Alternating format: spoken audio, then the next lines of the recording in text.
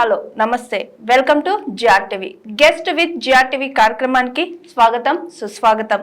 ఈ రోజు మన ముందున్న గెస్ట్ ట్రేడ్ యూనియన్ లీడర్, అలాగే ఉద్యమకారుడు, ట్రైబల్ లీడర్, అంతేకాకుండా మాజీ కమ్యూనిస్ట్ లీడర్ అయిన రూప్ సింగ్ గారు మన ముందున్నారు. హాయ్ సార్, నమస్తే. ఎలా ఉన్నారు సార్? ఓకే సార్, మీరు ఉద్యమకారుడు కూడా చేశారు కదా సార్. కేసీఆర్ గారితో ఉద్యమంలో మీకు చాలా దగ్గరగా మీరు ఆయనతో పాటు ఉద్యమంలో ఉన్నారు కదా సార్. ఎలా సార్, ఎలా అనిపించింది? ఆ ఉద్యమం గురించి కొంచెం క్లుప్తంగా చెప్తారు? తప్పకుండా అమ్మా. ముందుగా జిఆర్టీవీ కుటుంబ సభ్యులకు, అదేవిధంగా ప్రేక్షకులందరికీ హృదయపూర్వక నమస్కారాలు. నా పేరు రూప్ సింగ్.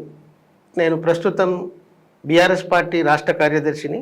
అదేవిధంగా బీఆర్ఎస్ పార్టీ ట్రేడ్ యూనియన్ BR2Uకు ఇన్ఛార్జిగా వివిధ ఉద్యోగ కార్మిక సంఘాలను బాధ్యత వహిస్తూ ఉన్నా. తెలంగాణ ఉద్యమ సాధన సందర్భంలో యాక్చువల్లీ 2009-10 మధ్య కాలంలో ఎండింగ్లో, అంటే 2009 ఎండింగ్లో నేను కరీంనగర్ ఉమ్మడి జిల్లా నుంచి ఆనాటి రథసారథి మాజీ ముఖ్యమంత్రి వర్యులు కేసీఆర్ గారి నాయకత్వంలో, సారథ్యంలో వేలాది మంది కార్మిక వర్గంతో కరీంనగర్లో జాయిన్ అయినా. అప్పటికే సిపిఐ సిపిఎం ట్రేడ్ యూనియన్లలో, అంటే AITUC అలాగే CITU అనుబంధంగా సుమారు 20 సంవత్సరాలు, అంటే ఒక 14 సంవత్సరాలు సిపిఐ AITUC ట్రేడ్ యూనియన్లో, అదేవిధంగా ఒక 6 సంవత్సరాలు CITU సిపిఎం పార్టీ అనుబంధ ట్రేడ్ యూనియన్లో పనిచేసి సుమారు 20 సంవత్సరాల అనుభవం ఉండేది నాకు. కాబట్టి చివరి 2009 వచ్చే నాటికి నేను సిపిఐలో ఉన్నా. అంటే సిపిఐ పార్టీ సిపిఎం పార్టీ రెండు కూడా ప్రత్యేక రాష్ట్ర ఏర్పాటుకు ప్రత్యక్ష పోరాటం అవసరం లేదు పార్టీ పరంగా. దానికి అనుకూలమైనటువంటి తీర్మానం చేసి వదిలేస్తే సరిపోతుంది. మనం పోరాటాల్లో పోవద్దు. మనం రాష్ట్ర ఏర్పాటువాదానికి మన పార్టీ సిద్ధాంతము అనుకూలమైనది కాదు అనేటువంటి వాదన ఉండేది, అభిప్రాయం ఉన్నదమ్మా ప్రజెంట్ కూడా.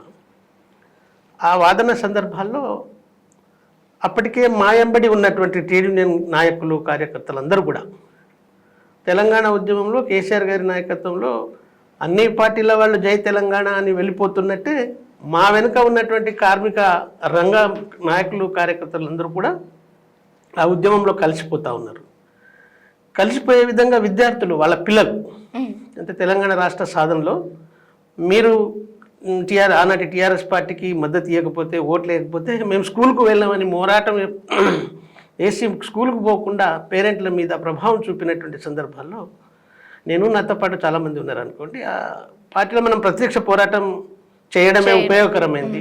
మనం తీర్మానాలతో కూర్చుంటే మన వెనుక ఉన్న జనం అంతా కూడా ఉద్యమంతో వెళ్ళిపోతుంది అని వాదించేటువంటి దానిలో నేను ఒకడిని. ఆ పరంపర మధ్య ఆ పార్టీలో అంగీకరించలేదు. దాంతో చాలామంది కేసీఆర్ గారి నాయకత్వంలో రాష్ట్ర సాధన ఉద్యమానికి విశ్వసించి రాష్ట్ర సాధనే లక్ష్యంగా చాలామంది కూడా వామపక్షాలకు వెళ్ళి వచ్చారు. అందులో నేను ఒకడిని. ఆ రోజు ఉన్నటువంటి ట్రేడ్ యూనియన్లో నాతో ఏకీభవించే వేలాది మంది కేసీఆర్ గారి నాయకత్వంలో టీఆర్ఎస్లో పార్టీలో చేరినాం. చేరేటప్పటికే గౌరవ ముఖ్య ఉద్యమ రథసారథి కేసీఆర్ గారితో మాకు ఒక 2 దఫాలు చర్చలు జరిగినాయి. అంటే ట్రేడ్ యూనియన్ అనేది టీఆర్ఎస్కు అత్యవసరము, కార్మిక వర్గాన్ని నడిపించాలి, మీరు ఈ రకంగా ట్రేడ్ యూనియన్ ఫామ్ చేస్తే మాలాంటి వాళ్ళం అందరం వచ్చి పనిచేస్తాం, దాంతో కార్మిక వర్గం అంతా ఉద్యమానికి కలిసి వస్తారు అనేది నేను వారికి వివరించిన ఆ రోజు. అప్పటికే ట్రేడ్ యూనియన్ మూవ్మెంట్ మీద వారికి ఒక అభిప్రాయం ఉంది. అన్ని పార్టీల వాళ్ళు, కార్మికులు, ఉద్యోగులు, అన్ని రంగాల వాళ్ళు జై తెలంగాణని కలిసి వస్తున్నారు.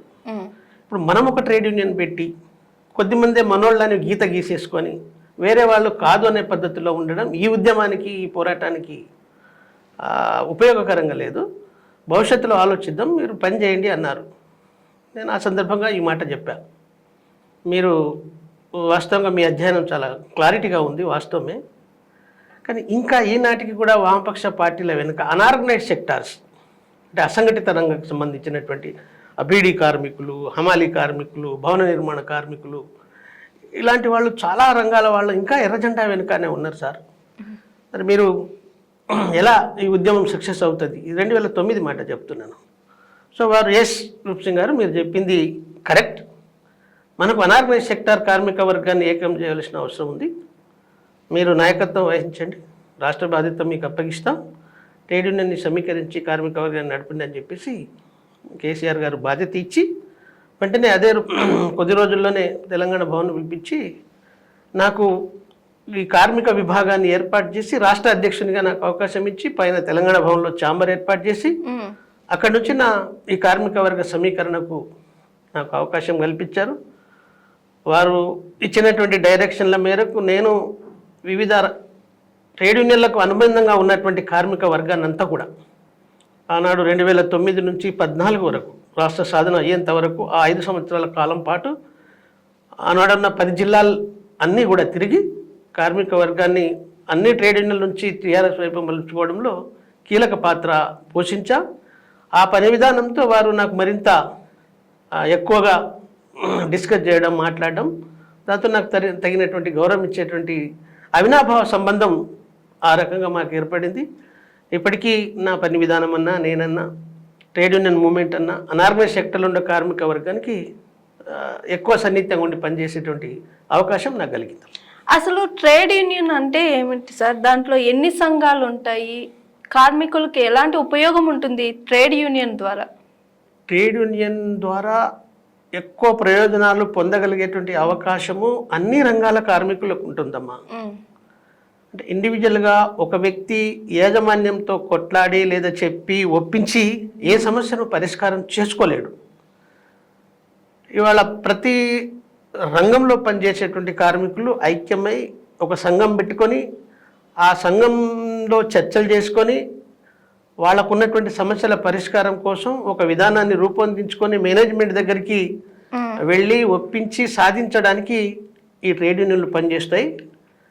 అవి వామపక్ష పార్టీలే, అంటే సిపిఐ, సిపిఎం, సిపిఐ ఎంఎల్, అంటే ఏఐటీసీ అనుకోండి, సిఐటియు అనుకోండి, ఐఎఫ్టియు లాంటి ఇంకా వామపక్ష సంస్థలు కొన్ని ఉన్నాయి. ఇప్పుడు పవర్లో ఉన్నటువంటి పార్టీలు కూడా ఇప్పుడు బీఆర్ఎస్కు బీఆర్టీయు ఎట్లనో, కాంగ్రెస్కు ఐఎన్టీయూసీ, టీడీపీకి టీఎన్టీయూసీ, బీజేపీకి బిఎంఎస్, ఇట్లా అన్ని పార్టీలకు కూడా ఈ ట్రేడ్ యూనియన్లు ఉన్నాయి. వాటికి అనుబంధంగా అనేక సంఘాలు పనిచేస్తున్నాయి.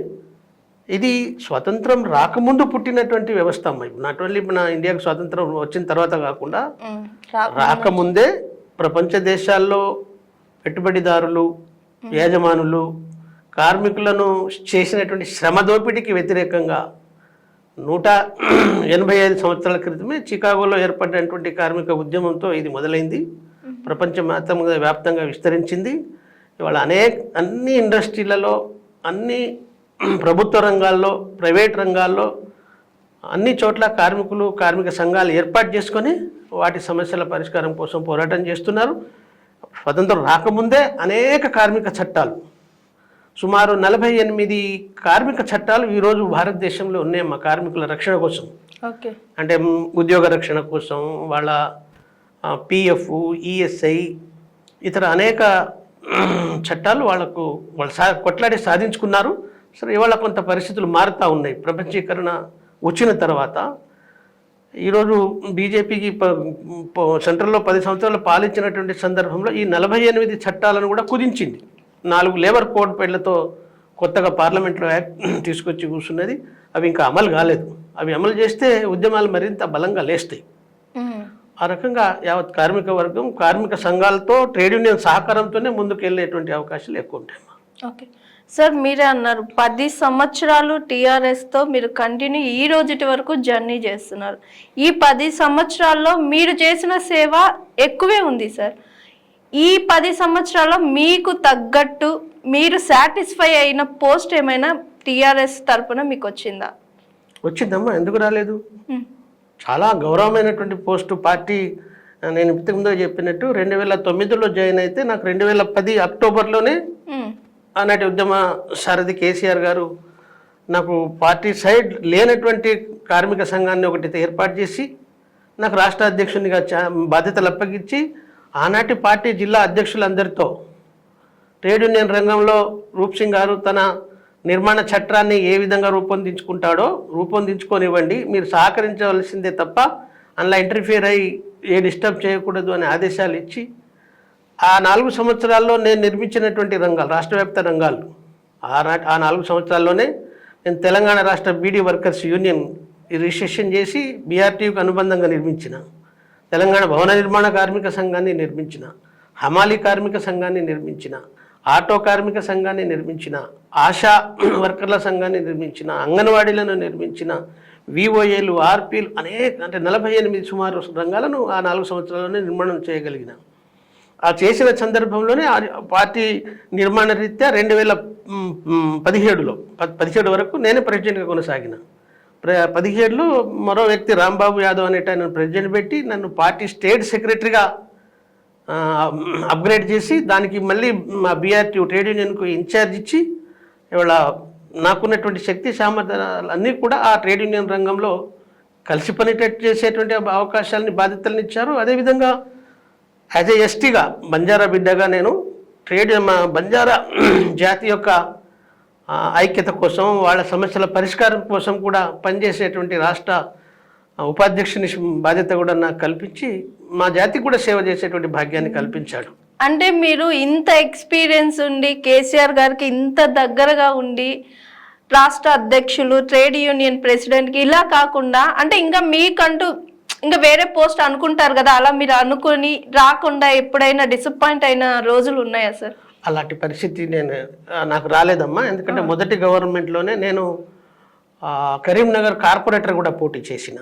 మొదటి గవర్నమెంట్లోనే కార్పొరేటర్ గెలిచిన. 5 సంవత్సరాలు కరీంనగర్లో మున్సిపల్ కార్పొరేటర్ చేసిన. అటు కార్పొరేటర్ బాధ్యతలు నిర్వర్తిస్తూనే నేను ఇప్పుడు పార్టీ ట్రేడ్ యూనియన్ అంతా కూడా పనిచేయగలిగిన. కాకపోతే నా పనికి తగినట్టు రాష్ట్రంలో ఏదో ఒక కార్పొరేషన్ ఎమ్మెల్సీ ఆ స్థాయిలో ఉంటే బాగుండేదని నాకు ఉండేది.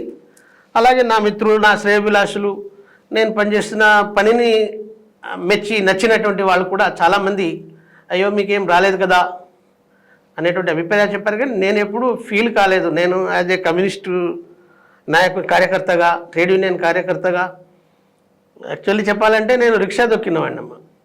కరీంనగర్ ఉమ్మడి జిల్లాలో నా చిన్నప్పుడు ఎడ్యుకేషన్ చేస్తూ రిక్షా దొక్కుతూ వచ్చినటువంటి స్థాయి. ఆ రకంగా నేను కరీంనగర్కే పరిమితం అయ్యేవాడిని. కానీ ఇలా టీఆర్ఎస్ పార్టీ రాష్ట్ర సాధన ఉద్యమం కేసీఆర్ గారి నాయకత్వంలో పనిచేసి సక్సెస్ అయింది కాబట్టి నేను ఇవాళ జిల్లా నాయకునిగా ఉండేవాడిని. ఇలా రాష్ట్ర స్థాయి నాయకుడు, అటు ట్రేడ్ యూనియన్లో, పార్టీలో, ఇటు మా బంజారా ఆదివాసీ ఎస్టీ వింగ్లో కూడా. ఇంతకంటే గొప్ప అవకాశం కంటే రాష్ట్రం సాధించిన టీంలో నేనెక్కడిగా ఉన్నా అనేటువంటి ఒక గొప్ప సంతోషం, సంతృప్తి అంతకంటే ఇవి ఇలా ఉండేటి రేపు పోయేటి కదమ్మా. కాబట్టి నాకు అలాంటి ఫీలింగ్ ఎప్పుడు కలగలేదు. వాటి గురించి నేను ఆలోచించను కూడా లేదు. కాబట్టి సహజంగా కదా, ఉంటే బాగుండేది, ఇంకా నిలబెట్టుకునేవాళ్ళం అనేటువంటి అభిప్రాయం మాత్రం మిగిలిపోయిందమ్మా. ఓకే సార్, ఇంకొక విషయం కూడా విన్నాను, మీ డాటర్ మ్యారేజ్కి స్వయంగా కేసీఆర్ గారే వచ్చారంటే ఏంటి సార్ ఆ స్టోరీ? అవునమ్మా, అది నా అదృష్టము, మా పాప అదృష్టం. వాస్తవము. రావడం కాదు, వారు ఒకరోజు ముందే వచ్చి కరీంనగర్లో హాల్ట్ చేసి పాప మ్యారేజ్కి అటెండ్ అయ్యి వచ్చారు. ఆనందం నేను, నా పిల్లలు, నా కుటుంబం అంతా కూడా ఎప్పటికీ వారికి రుణపడి ఉంటాం. అంటే జనరల్గా ఒక ముఖ్యమంత్రిగా ఆయనకు ఉన్నటువంటి బరువు బాధ్యతల రీత్యా గొప్ప గొప్ప వాళ్ళ పెళ్ళిళ్ళకి అటెండ్ కానటువంటి సందర్భం అది. అటువంటి సందర్భంలో కూడా నాకు మాట ఇచ్చారు. నేను పోయి కార్డు ఇచ్చిన తర్వాత నేను రావడం కాదు, వెంటనే ఎంపీ సంతోష్ గారిని పిలిచారు. సంతోష్, ఈ డేట్ పర్ఫెక్ట్గా నోట్ చేసుకో, ఓ రోజు ముందే పోయి మనం అక్కడ పడుకుంటాం, తెల్లారి పాప మ్యారేజ్ చూసుకున్నాకనే మనం హైదరాబాద్కి వస్తామని 1 year ముందు చెప్పాడమ్మా. 1 year ముందు. అంటే కరోనా కారణంగా 1 year నేను వాయిదా వేసుకున్నాను సడన్లీగా. అప్పుడు 2020లో కరోనా కదా, సెకండ్ వేలో అంటే ఫస్ట్ వేలో నేను మ్యారేజ్ ఫిక్స్ అయింది. సెకండ్ వే పోస్ట్ పని చేసుకున్నాను. ఆ ఫస్ట్ వే వచ్చిన సందర్భంలోనే మ్యారేజ్ ఫిక్స్ అయ్యే డేటు ఒక 3 డేట్లు ఇచ్చాను. 3 డేట్లో మీకు ఏది పాసిబుల్ అంటే అది డిసైడ్ చేయమని చెప్పాము అయ్యగారి ద్వారా సమాచారం తీసుకొని. వారు 3 నేను కాదు, నువ్వు ఏ డేట్ రమ్మంటే ఆ డేట్ వస్తానని చెప్పాడు. లేదు మీరే టిక్కు పెట్టినట్టే ఇది బాగుంది అని చెప్పేసి 3 తను ఒక డేట్ పెట్టారు. అన్ఫార్చునేట్లీ కరోనా రావటం, ఆ పెళ్ళి వాయిదా పడ్డం. పెళ్ళి వాయిదా పడ్డ తర్వాత మళ్ళీ వెళ్ళి చేసుకోలేకపోయావా అని చెప్పేసి అన్నారు. నేను మీరు రావడమే మేము కోరుకునేది, ఎలాగో కరోనా ఉంది, మళ్ళీ నెక్స్ట్ మీరు రాస్తుంటే ఇక ఆ రోజే చెప్పాడు, తప్పనిసరిగా మనం ఆ పెళ్ళి అటెండ్ అవుతాం, ఏ తేదీ అన్నా కానీ ఏమన్నా కానీ అని చెప్పారు. అదే పద్ధతుల్లో ఒకరోజు ముందు వచ్చి నైట్ హాల్ట్ అక్కడ చేసి తను ఆశీర్వదించి నేను మీకున్నాను అనే పద్ధతిలో కొంత సహాయం చేసి కూడా వచ్చాడమ్మా. ఈ రకంగా నా అదృష్టం, పిల్లల అదృష్టంగా నేను భావిస్తా ఉన్నా. సార్ ప్రజెంట్ టీఆర్ఎస్ పరిస్థితి ఏంటి సార్? ప్రస్తుతము అసలు ఓడిపోతుంది, ఈ పరిస్థితి వస్తుంది అని మేమైతే ఊహించలేదమ్మా. గౌరవ ముఖ్యమంత్రి, మాజీ ముఖ్యమంత్రి కేసీఆర్ గారు రాష్ట్రాన్ని సాధించిన తర్వాత మొదటి 5 సంవత్సరాల్లో ఒక 2 సంవత్సరాలు రాష్ట్ర అధికార యంత్రాంగం అంతా సరిచేసుకోవడం, తెలంగాణలో ఉన్నటువంటి అధికార యంత్రాంగాన్ని పటిష్టపరచుకోవటం, ఒక 6 నెలల నుంచి సంవత్సరం వరకు ఐఏఎస్ ఐపీఎస్ అధికారులను కేటాయించడానికే సతాయించిందమ్మా సెంట్రల్ గవర్నమెంట్. సంవత్సరం తర్వాత అన్ని వ్యవస్థను సెట్ చేసుకొని కాస్త ముందుకు నడవడానికి 2 ఇయర్స్ గడిచిపోయినాయి. మిగిలిన 3 ఇయర్స్లోనే ఆయన అప్పటికే రాష్ట్ర సాధన ఉద్యమంలో ఇంటిల్లు, గల్లి గల్లి, వాడ ఊరు ఊరు, పల్లె పల్లె, తండ తిరిగినటువంటి అనుభవం, ఆనాడు ఎదుర్కొన్న ప్రజల యొక్క సమస్యలు, బాధలు అన్నీ కూడా స్వయంగా అర్థం చేసుకొని వాటి పరిష్కారానికి తగినటువంటి ప్రణాళికలను తయారు చేసుకొని అభివృద్ధి పయంలో నడిపించేటువంటి ప్రయత్నం చేశారు. రెండోసారి అధికారం వచ్చిన తర్వాత ఏ రాష్ట్రంలో ఏ ముఖ్యమంత్రి అనేక సంవత్సరాలుగా పరిపాలిస్తున్నటువంటి వాళ్ళు కూడా ఆ రాష్ట్రాలను గౌరవ ముఖ్యమంత్రి కేసీఆర్ గారి స్థాయిలో తీర్చిదిద్దలేనటువంటి పద్ధతుల్లో, అది వ్యవసాయానికి, తాగడానికి అద్భుతంగా ఉపయోగపడే కాళేశ్వరం ప్రాజెక్ట్ కానివ్వండి, లేదు మిషన్ భగీరథ కానివ్వండి, మిషన్ కాకతీయ కానివ్వండి, తర్వాత హరితహారం కానివ్వండి, ఇవెవరు ప్రజలు మాకు కావాలని కోరుకునే అయితే కాదమ్మా. తెలంగాణ సస్యశ్యామలంగా ఉండాలి, తెలంగాణ రైతాంగం దేశానికి ఆదర్శంగా ఉండాలని ఒక బలమైన అధ్యయనం, ఆకాంక్షలు, ఒక తపస్సు లెక్క చేసినటువంటి పనులు. అలా 2 దఫాలు 10 సంవత్సరాలు పూర్తయిన తర్వాత ఇంకా మనకు ప్రజలకు మిగిలింది ఏదో ఒక కావాలి అనేటువంటి ఆశ. ప్రజల యొక్క ఆశకు తగినట్టుగానే కాంగ్రెస్ ప్రభుత్వం, ఆనాడు కాంగ్రెస్ పార్టీ, దేశ రాష్ట్ర నాయకులందరూ కూడా ప్రజల యొక్క అవసరాలను, మనోభావాలను అంచనాలు వేసుకొని 2000 పెన్షన్ కేసీఆర్ గారు ఇచ్చారు, మేము 4000 ఇస్తాం. వ్యవసాయానికి 10,000 సంవత్సరానికి రైతు బంధు ఇస్తున్నాడు, మేము 15,000 ఇస్తాం. ఇలా అన్ని రంగాల్లో, ముఖ్యంగా మన ట్రైబల్స్కు చూడండి, తరతరాలుగా అనేక సంవత్సరాలుగా బంజారా ఆదివాసీలందరూ కూడా మా తండాలో మా రాజ్యం కావాలి, మా గూడెంలో మా రాజ్యం కావాలి అని సంవత్సరాల తరబడి సుదీర్ఘ పోరాటాలు. ఎన్టీ రామారావు ఉన్నప్పటి నుంచి, ఆయన కంటే ముందు కాంగ్రెస్ పార్టీ, ఎన్టీ రామారావు, ఆ తర్వాత చంద్రబాబు, ఆ తర్వాత వైఎస్ఆర్, ఇలా అనేక ముఖ్యమంత్రులు పోయినా కూడా సమస్య పరిష్కారం కానటువంటి సమస్య.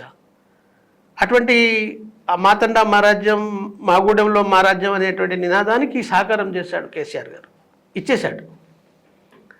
అలాగే జనాభా ప్రాతిపదికన 6% తెలంగాణలో ఉంటే, ఆనాడుంటే అమలవుతుంటే రిజర్వేషన్ 10% కావాలని బంజారా ఆదివాసులు అందరూ కూడా, ఎస్టీ బిడ్డల యొక్క కోరిక ఉండేది.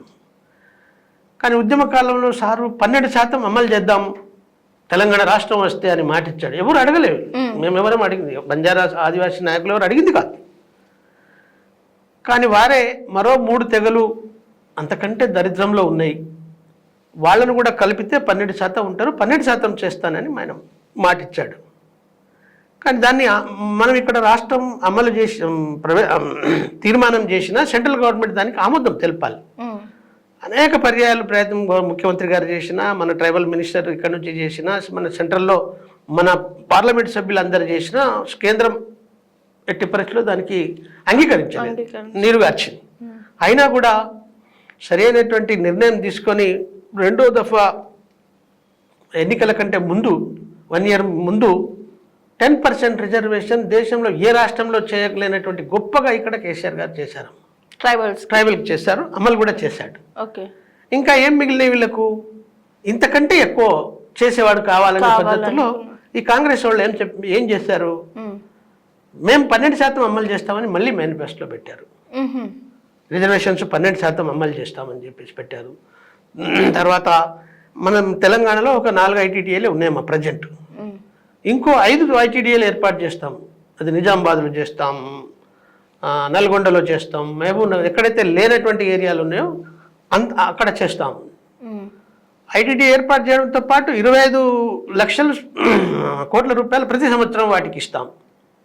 దాంతో ఇంకా అభివృద్ధి కావచ్చు. అంటే మొత్తం కాంగ్రెస్ మేనిఫెస్టో అలాగే ప్రచారం అంతా కూడా తెలంగాణలో ఇంకేదో ఇక చేసేస్తారు వీళ్ళు వస్తే అనేటువంటి భ్రమను కల్పించారు.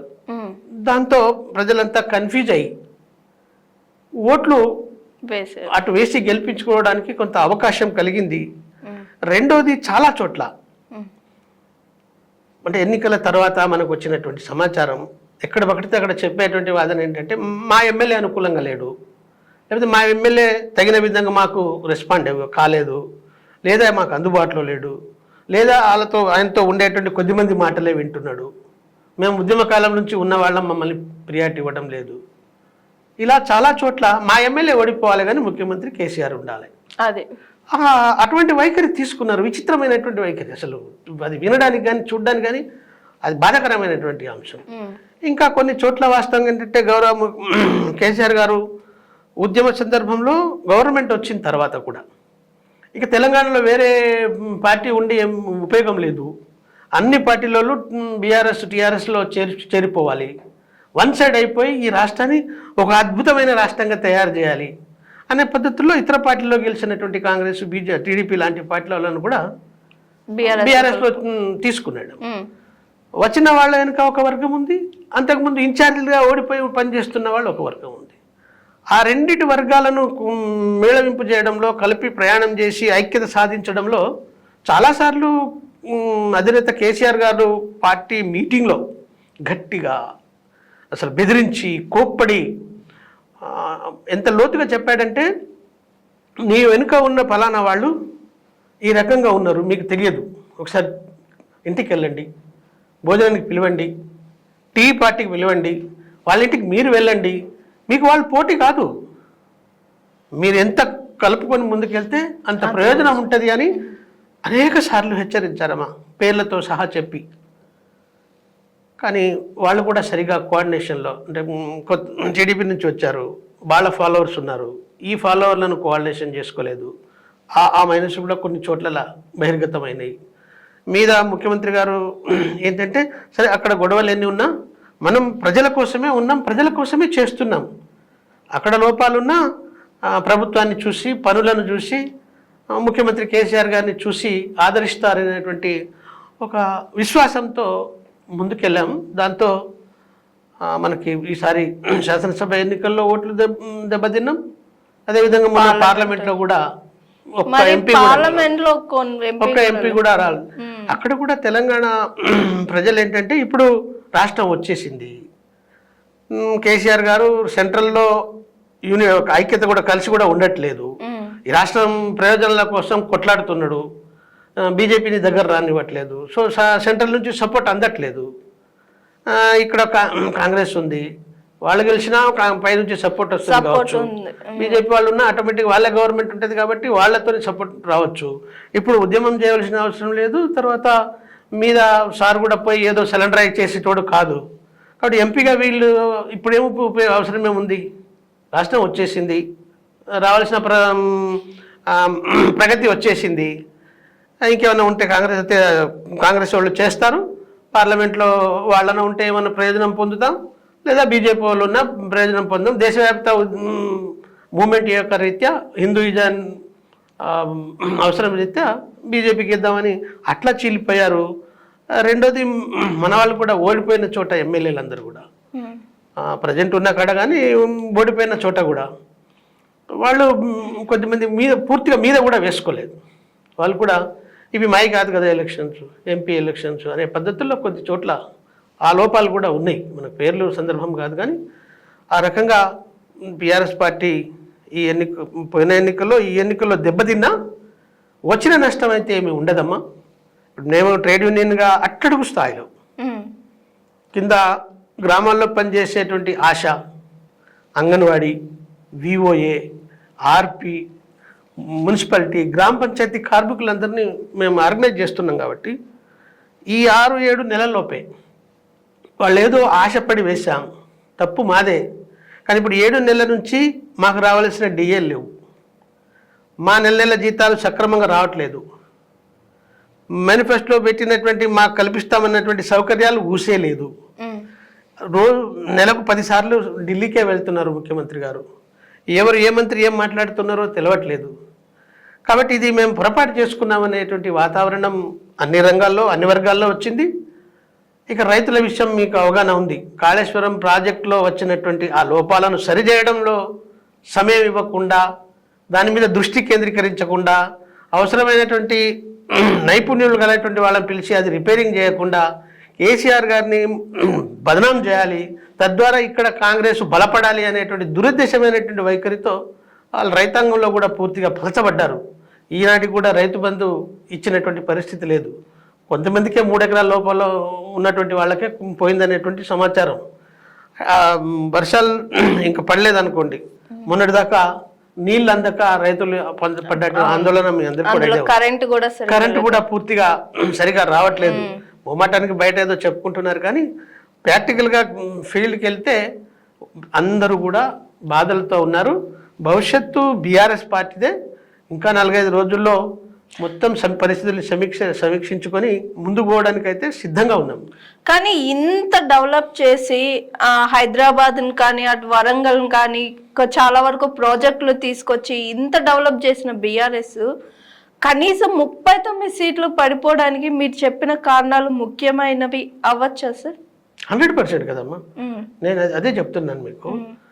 ఇప్పుడు మనకు కావాల్సినవి అన్నీ అయినాయి, ఇంకా కొత్తది కావాలి అనేటువంటి ఆశలోకి వెళ్ళారు తప్ప వాళ్ళు చేస్తారా చేయరా అనేటువంటి దిక్కు ఆలోచన చేయలేదు.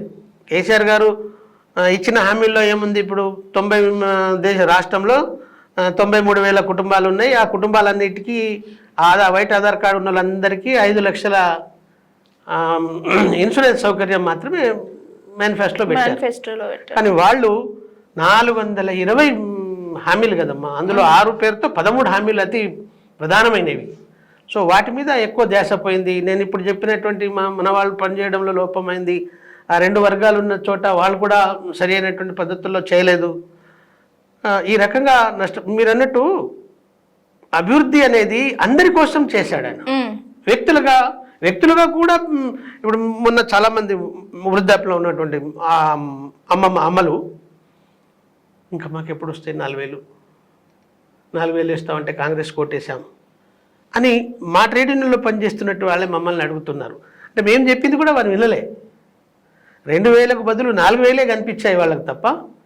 అంటే ఎవరు దేశంలో ఏ రాష్ట్రంలో లేవు 2,016 రూపాయలు అనేటి వృద్ధాప్య పెన్షను, వితంతు పెన్షను, ఇతర హ్యాండిక్యాప్టెడ్ పెన్షన్స్ వాళ్ళకు కూడా 3,016 రూపాయలు ఏ రాష్ట్రంలో లేవు.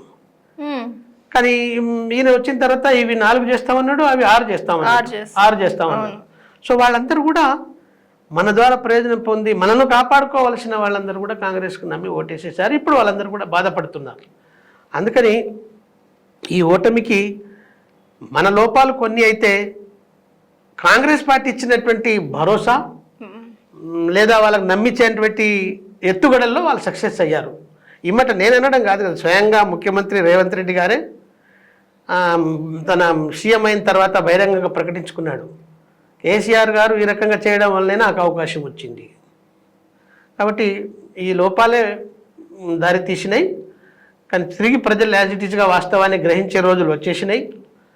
కంపల్సరిగా బీఆర్ఎస్ పార్టీ నెక్స్ట్ రాబోయేటువంటి ఎన్నికల కల్లా తిరిగి 100% నిలబడుతుంది. బీఆర్ఎస్ పార్టీ ఇంకా లేదు, భూస్థాపితం అయిపోయినట్టే. ఒక ఎంపీ సీటు కూడా గెలవలేకపోయింది. ఇట్లా ఎమ్మెల్సీలో 1 సీటే కొట్టగలిగింది. అండ్ ఇప్పుడు వచ్చేసరికి అసెంబ్లీ ఎన్నికల్లో 39 స్థానాలకే పడిపోయింది, ఎక్కడ లీడర్స్ కనిపించడం లేదు అని ఒక రూమర్ కూడా స్ప్రెడ్ అవుతుంది సార్. ఎట్లా అది ఏదో అంటే ములుగుతున్న నక్క మీద తాటికాయ పడ్డటువంటి సిద్ధంగా మరింత బలహీనపరచడం ద్వారా మేమేదో బలోపేతం అవుతామనేటువంటి పద్ధతుల్లో అటు కాంగ్రెస్ ఇటు బీజేపీ రకరకాలుగా ప్రయత్నాలు దుష్ప్రచారం సోషల్ మీడియాను వాడుకుంటున్నాయేమో. మీరు ప్రాక్టికల్గా చూడండి. మరి ఆ రకమే అయితే 1884లో 3 సీట్లు ఉన్న బీజేపీ, 92 వచ్చేసరి 2 సీట్లు ఉన్న బీజేపీ, 1992లో 2 సీట్లు ఉన్న బీజేపీ ఇవాళ 3 సార్లు ప్రధానమంత్రి నరేంద్ర మోడీ గారు, అంతకంటే ముందు వాజ్పేయి గారు ఎలా చేశారు? ఆనాడు కాంగ్రెస్ లేదా? ఆనాడు కాంగ్రెస్ ఓడిపోయింది. మరి మళ్ళీ పుంజుకొని దేశాన్ని పరిపాలించలేదా? నిన్నటి దాకా తక్కువ సీట్లతో ప్రతిపక్షంలో కూర్చున్న కాంగ్రెస్ ఇవాళ అత్యధిక స్థానంలో బీజేపీ ఇంకా 2-3 పార్టీలు ఇతర రాష్ట్రాలలో సపోర్ట్ చేస్తే బీజేపీ కూడా ఇవాళ అధికారానికి రానటువంటి పరిస్థితికి రాలేదా? ఇక్కడ కూడా కాంగ్రెస్ బలంగా ఉన్నప్పుడు తెలుగుదేశం చితికిలపడి మళ్ళీ లేచిన పరిస్థితి లేదా? ఇవన్నీ కాదు కదా. ఇప్పుడు పక్కన ఉన్న చంద్రబాబు 0 అయిపోయి ఇవాళ మళ్ళీ అద్భుతంగా ఆంధ్రప్రదేశ్కు ముఖ్యమంత్రి కాలేదా? కాబట్టి అటువంటి వాదనకు అటువంటి ప్రజలకు నమ్మవలసినటువంటి అవసరం లేదు. తెలంగాణ ప్రజలంతా అమాయకం కూడా లేరు. మంచేందో చెడేందో, ఎవరు అభివృద్ధిని ఆకాంక్షిస్తున్నారో, ఎవరు వాళ్ళ ఉనికి కోసం పనిచేస్తున్నారో గ్రహిస్తారు. బీఆర్ఎస్ పార్టీ ఉనికి కోల్పోయింది అనేటువంటి మాట ఎన్నటికి కూడా అసాధ్యం, అది జరగని పని. ఓకే సార్, ఇప్పుడు కాంగ్రెస్ పాలన ఎలా ఉంది అంటే కొంతమంది కేసీఆర్ గారిని మించి పాలన రేవంత్ రెడ్డిది ఉంది అని కూడా అంటున్నారు. ఎలా చూడొచ్చు సార్? అది అనేవాళ్ళు కావాలని లేదా నటించాలని చెప్పేసి అనడం తప్ప ఆచరణలో ఒక్కటి అమలు చేసి చూపించినటువంటి నిజం లేదమ్మా.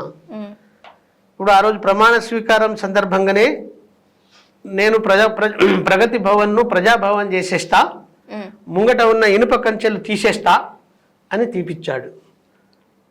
అది ఎప్పుడు సాధ్యపడుతుంది? నువ్వు లోపల కూర్చొని ఆ ఇనుప కంచెలు లేకుండా జనానికి లోపల పిలిపించుకొని నువ్వు పరిపాలన చేసేటువంటి పరిస్థితి ఉంటే నువ్వు చెప్పిన మాటకు చేసినటువంటి పనికి విశ్వసిస్తారు. అక్కడ తను కూర్చోలేదు, డిప్యూటీ సీఎంను కూర్చోబెట్టాడు, చివరికి పంచాయతీరాజ్ మినిస్టర్ సీతక్కను లోపల కూర్చోబెట్టాడు. మా ప్రజాపాలన ప్రతిరోజు మంత్రులుండి దరఖాస్తులను స్వీకరిస్తారు, ఎప్పటికప్పుడు పరిష్కరిస్తారు అని చెప్పేసి బహిరంగంగా చెప్పుకున్నాడు. ఇప్పుడు 7 నెలలైంది, కంచెలు తీసేశారు. లోపలికి జనం రావడానికి అక్కడ కూర్చుండేటువంటి మంత్రులు లేరు, కనీసం ఉండవలసిన ఐఏఎస్ అధికారులు కూడా సరిగ్గా లేరు.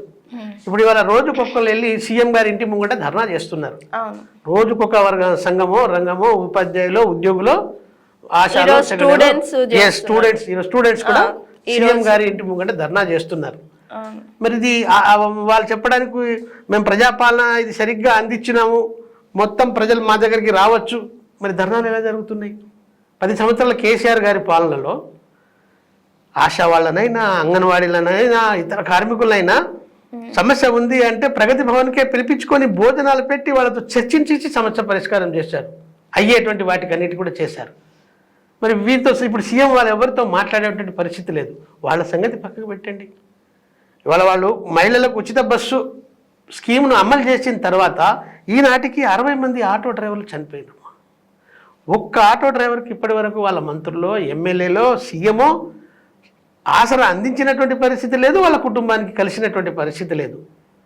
ఆ ఆటో వాళ్లకు సంవత్సరానికి 12,000 రూపాయలు నగదిస్తామన్నారు, దానికి కూడా ఇప్పుడు ఊసెత్తినటువంటి పరిస్థితి లేదు.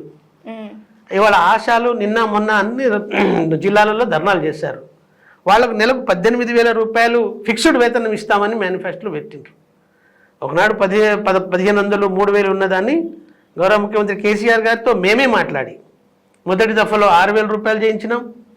వాళ్ళు పనికి తగిన పారితోషికం స్కీమ్లో ఉన్నారు, సెంట్రల్ గవర్నమెంట్ స్కీమ్లో. ఈరోజు వాళ్ళు 9,750 రూపాయలు పొందుతున్నారు. నెక్స్ట్ 3వ సారికి వచ్చేస్తే అప్పటికే మేము చర్చ చేసి వారితో మాట్లాడి పెట్టుకున్నాం. ఏదో కొద్ద అది 10,000 12,000 ఫిక్స్డ్ వేతనంగా ఇస్తే ఉపయోగం ఉంటుంది అని వారు దాన్ని అంగీకరించారు. కానీ వాళ్ళు 18,000 అని వాళ్ళు పెట్టారు. 18,000 లేదు. ఇప్పుడు మనం ప్రతి నెల 1వ తారీఖు వాళ్ళ జీతాలు వేయించినాం ఆశాలది. వాళ్ళు 1వ తారీఖు లేదు, అసలు 2వ తారీఖు లేదు, 10వ తారీఖు లేదు, ఎప్పుడు వస్తుందో కూడా గ్యారంటీ లేనటువంటి పద్ధతిలో వాళ్ళు ఆందోళన చెందుతున్నారు. ఎలా ప్రజాపాలన అవుతుంది? ఎవరికి అందుబాటులో ఉంటున్నారు? కాబట్టి అది టీఆర్ఎస్ ప్రభుత్వం కంటే కాంగ్రెస్ ప్రభుత్వం మేము ప్రజలకు అందుబాటులో ఉంటామని మిస్గైడ్ చేసి ప్రచారం చేసుకోవడం తప్ప ఆచరణలో అసాధ్యము. వాళ్ళు చేయలేరు, చేసినట్టు ఎవరు కూడా భావించడం లేదు. వాళ్ళు ఇచ్చినటువంటి స్వేచ్ఛ ఏంటి? ఉద్యోగులకు కాస్త ఫ్రీనెస్ చేశాం. ఉద్యోగులకు కేసీఆర్ గారు కాస్త నిర్బంధం చేసి ప్రజలకు ఉపయోగపడే పద్ధతులు చేశాడు. ఉద్యోగులకు మీరు ఎట్లా చేసినా నేను చూస్తా అని కేసీఆర్ గారు చూడలేదు. అది రెవెన్యూ డిపార్ట్మెంట్ అయినా ఇంకా ఇతర డిపార్ట్మెంట్ అయినా. రెవెన్యూలో ధరణి తీసుకొచ్చి ఎవరి కోసం? ధరణి గతంలో ఉన్నటువంటి రెవెన్యూ అధికార యంత్రాంగం అంతా లోకల్లో ఒక రైతు భూమిని ఇంకో రైతు పేరు మీద, ఇంకో రైతు భూమిని ఇంకొకరి పేరు మీద, కొడుకు తండ్రి వాళ్ళ భూముల్ని వాళ్లకు చెందకుండా ఇతరులకు అప్పగించి తిరిగి వాళ్ళ దగ్గర నుంచి డబ్బులు తీసుకొని మళ్ళీ అవి రిజిస్ట్రేషన్ చేసి వాపసు చేసేటువంటి పరంపర విపరీతంగా కొనసాగినటువంటి సందర్భంలో సంవత్సరాల తరబడి కోట్ల చుట్టూ రైతులు తిరుగుతున్న సందర్భంలో అలా జరగకుండా ఉండడానికి ఆ ధరణిని తీసుకొచ్చాడు. సరే, అందులో లోపాలు ఉండొచ్చు. ఒకటేసారి మొత్తం వ్యవస్థనంతా ప్రక్షాళన చేయగలుగుతామని మనం కూడా విశ్వసించి ఎవరు కూడా అనుకోవడానికి వీల్లేదు. కాబట్టి వాళ్ళు కాంగ్రెస్ చెప్పినటువంటి ప్రజాపాలనలో ఆచరణలో ఏమాత్రం అమలు చేయడం లేదు. అది ప్రచారానికి ఉపయోగిస్తున్నారు, ఎన్నికల్లో లాభపడడానికి మాత్రమే ఉపయోగించారనేది ఇలా తెలంగాణ సమాజం విశ్వసిస్తున్నటువంటి పరిస్థితి. ఓకే సార్, ప్రముఖంగా ట్రేడ్ యూనియన్లో మీ పాత్ర ఏంటి సార్? ట్రేడ్ యూనియన్లోనమ్మా అంటే ఇక్కడ అంటే నాది 2 పర్యాయాలుగా చెప్పాలమ్మా ఈ అంశాన్ని. నేను ఇంతకు ముందే చెప్పాను కదా, కరీంనగర్ ఉమ్మడి జిల్లాలో సిపిఐ సిపిఎం ట్రేడ్ యూనియన్ అనుబంధ సంఘాల ట్రేడ్ యూనియన్లో పనిచేసినటువంటి పాత్ర. ఆ రకంగా ఆనాడు ఉన్నటువంటి పరిస్థితుల్లో కార్మికుల యొక్క వేతనాలు కొన్ని కార్మిక రంగాలకునేమో రాష్ట్రంలో వేతనాలు నిర్ధారించబడతాయమ్మా. మున్సిపల్ కార్మికులు ఉన్నారు అనుకోని, స్టేట్లో సిడిఎంఏ లెవెల్లో జీతం ఎంత ఉండాలని నిర్ణయిస్తారు. అదే మనకు హమాలీలకు అనుకోండి, హమాలీలకు అట్లా నిర్ణయించడానికి వీల్లేదు. అలాగే ఆటో కార్మికులకు ఎంత ఉండాలి మినిమం ఛార్జెస్ అనేది కూడా సెంట్రల్ గవర్నమెంట్ నుంచి ఉండదు. లోకల్ యూనియన్ అక్కడ యూనియన్గా కూర్చొని డిసైడ్ చేసుకోవాలి. అట్లా వామపక్ష ఉద్యమాల్లో వాళ్ళ జీతాలు, వాళ్లకు ఉద్యోగ భద్రత, అదేవిధంగా సామాజిక భద్రత, వాటి సాధన కోసం వాళ్ళ ఐక్యతను పెంచి సంఘాలను నిర్మించి పనిచేసినటువంటి అనుభవం ఇవాళ ఆ ట్రేడ్ యూనియన్సే బలోపేతంగా ఉన్నాయి దేశవ్యాప్తంగా కూడా. రాష్ట్రం వచ్చిన తర్వాత, నేను టీఆర్ఎస్ పార్టీలో చేరినాక రాష్ట్రం వచ్చిన తర్వాత మాకు ఒక సులువైనటువంటి మార్గం. ఉదాహరణకు మీకు ఇప్పుడు నేను బీడీ కార్మికుల గురించి చెప్పాను. బీడీ కార్మికులు సుమారు 7 లక్షల మంది ఉంటారమ్మా మన తెలంగాణలో. అందులో ముఖ్యంగా 6 జిల్లాలు అంటే నిజామాబాదు, కామారెడ్డి, జగిత్యాల్, నిర్మల్, కరీంనగర్, సిరిసిల్ల, సిద్దిపేట, ఈ 6 జిల్లాల్లోనే 16 నియోజకవర్గాల్లో 7 లక్షల మంది బీడీ కార్మికులు ఉంటారు. ఇవాళ బీడీ ఇండస్ట్రీ చాలా రోజుకు తగ్గిపోతుందమ్మా. అంటే ఇక్కడ మన దగ్గరనేమో తయారవుతుంది, ప్రొడక్షన్ అవుతుంది బీడీ, అమ్మకం మాత్రం గుజరాత్, ఛత్తీస్గఢ్, బీహార్, మహారాష్ట్ర అట్లా ఇతర రాష్ట్రాల్లోనే తాగుతారు బీడీ. మన దగ్గర ఇక్కడ తయారయ్యే బీడీ ఇక్కడ తాగరు. అంటే అది దేశాయి, చార్భాయ్, టెలిఫోన్, హెచ్పి, హిరాలాల్, ప్రభుదాస్ అనే అట్లా 10-20 కంపెనీలు మన దగ్గర ఉన్నాయి. సో వాళ్ళు రోజుకు 26 రోజులు, నెలకి 26 రోజులు పని ఇచ్చేవాళ్ళు, చేతి నిండా ఆకులు ఇచ్చేటోళ్ళు, తంబాకు ఇచ్చేటోళ్ళు. అంటే సంపూర్ణంగా ఒక వ్యక్తి రోజుకు 1000 బీడీ, 1500 బీడీ చేసేటువంటి పద్ధతుల్లో గతంలో నడిచింది. కానీ తెలంగాణ రాకముందు మొత్తం బీడీని భారతదేశ వ్యాప్తంగా నిషేధించి బడా వ్యాపార సంస్థలైనటువంటి సిగరెట్ కంపెనీలకు అనుకూలంగా మారి, అది కాంగ్రెస్ అయినా బీజేపీ అయినా, ఈ బీడీ తయారీ వ్యవస్థని నిర్వీర్యం చేసినాయి. సో అందువల్ల తగ్గిపోయి బీడీలు మానేసి వేరే పనులను పోలేనటువంటి కుటుంబాలు చాలా రోడ్డు మీద పడి ఉండేను. దాన్ని ఆ రంగాన్ని కాపాడాలి, 7 లక్షల పైచిలకు కుటుంబాలను ఆదుకోవాలని నేను, ఎమ్మెల్సీ కవితమ్మ గారు నిజామాబాద్ ఎంపీగా ఉండేవారు, సార్ దృష్టికి తీసుకొచ్చాం. వెంటనే సార్ వాళ్ళకి 2000 అంటే మొదట 1000 రూపాయల పెన్షన్, ఆ తర్వాత 2000 పెన్షన్ చేశాడమ్మా. అంటే బీడీ రంగం 4 లక్షల మంది 7 లక్షల మందికి ప్రభుత్వ పరంగా పెన్షన్ ఇవ్వడం వల్ల ఇవాళ ఆ కార్మికులు ఈ పెన్షన్ రావాలి అంటే బీడీ చేసి ఉండాలి. కాబట్టి తప్పనిసరిగా బీడీ చేస్తున్నారు. ఇండస్ట్రీ ఇప్పటికీ మొత్తం మూతపడిపోతుండే. కానీ ఇవాళ కేసీఆర్ గారు దాన్ని అర్థం చేసుకొని పెన్షన్ అమలు చేయడం వల్ల ఇలా రంగం బతికింది. తర్వాత బీడీ కార్మికులందరూ కూడా ఇవాళ పని చేసుకొని బతుకుతున్నారు. అందులో బీడీ కార్మికులకు కంపెనీకి మధ్యన ఠేకేదారులు ఉంటారమ్మ, వాళ్ళు ఏజెంట్స్ అంటారు. వాళ్ళు కూడా ఒక 6000 పై చిలుకుంటారు మన తెలంగాణలో. వాళ్ళకు కూడా పెన్షన్ చేయించామమ్మ. యాక్చువల్లీ వాళ్ళు ఆర్థిక కాస్త నిలదొక్కునే ఉంటారు. కానీ ఇండస్ట్రీ బాగున్నప్పుడు వాళ్ళకి ఆదాయం బాగా వచ్చింది. ఇండస్ట్రీ తక్కువ ఉంది, పని తక్కువ అవుతుంది. ఇక్కడ 26 రోజుల బదులు 10 రోజులకు వచ్చేసింది పని. సో అట్లా ఆదాయం తగ్గుతుందని సీఎం గారికి చెప్పుడుతోనే దాన్ని కూడా అంగీకరించి పెన్షన్ అమలు చేశాడమ్మా.